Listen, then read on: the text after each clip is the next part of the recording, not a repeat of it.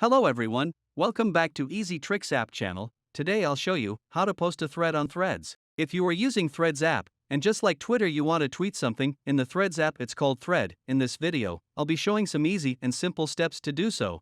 Without wasting any time, let's start the video. Open Threads app. As you can see on homepage of Threads there is a lot of threads posted. To post your thread, click on the post option at the middle bottom. Now write something as you write on Twitter. You can also attach something. After writing, click on post.